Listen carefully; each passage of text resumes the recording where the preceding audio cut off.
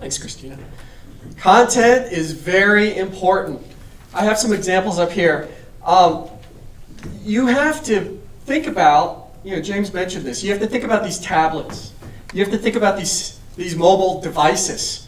This is how people are consuming your content, not just on laptop computers anymore, not on desktop computers anymore. You have to think about how your content looks on these devices and this type of technology, right? What types of content are you putting out there on social media? Are you creating a blog? Are you doing video? Another interesting thing for small business owners is to think about content that your customers are putting out there on the internet. Right? What are they saying about you? That's when we get into reputation. Reputation management. James mentioned, I used to run a donut shop. It was very important to me to know what people were saying about my donuts. Were they saying my donuts were tasty? Were they saying my donuts were not tasty? You know what? I needed to know what they're saying. I needed to address those people who were saying that my donuts weren't tasty. Not many of them did, but just saying.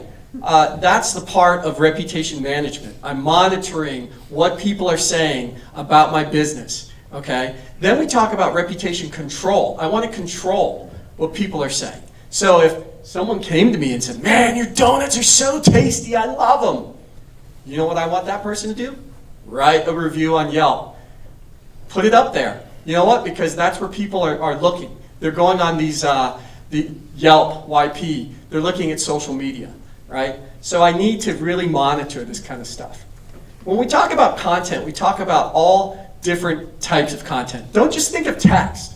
Think of video. Think of photos. You know what? A photo on a Facebook post gets 120% more engagement than a simple text post. And what I mean by engagement is you get more likes, you get more comments, you get more shares. That's the goal of what you want. Okay, here's an example up here. Anderson and Shapiro.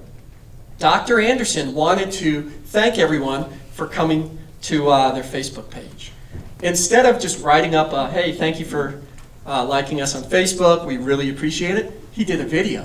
This is a very engaging way to thank the customer, okay?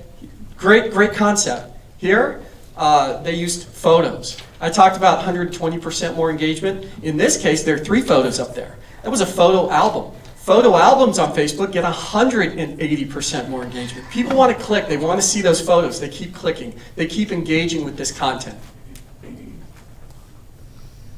Once you have great content, which I know you will, you need to distribute it.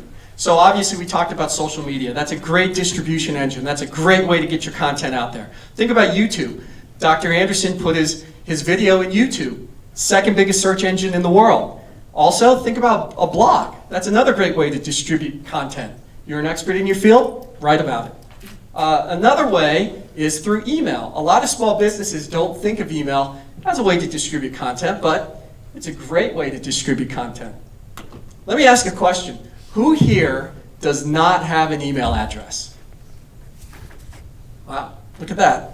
Everybody here has an email address. I talk to small businesses all the time and they say, well, social media, people are always communicating through Facebook, they're doing direct messaging through Twitter, they're using that Snapchat. They're not using email anymore. But what's the first thing that a young person, a millennial, so to speak, does when they graduate college?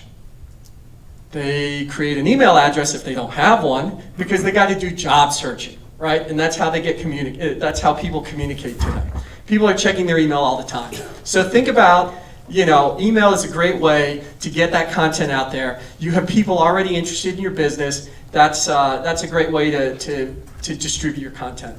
Christina's going to talk about other ways.